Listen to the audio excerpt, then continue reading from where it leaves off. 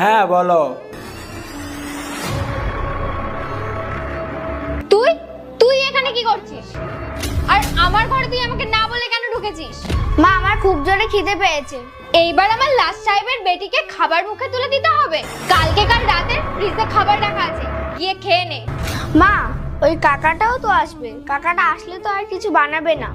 এই তোর কি রে? কি আসলো কে গেল? মারবো না একটা।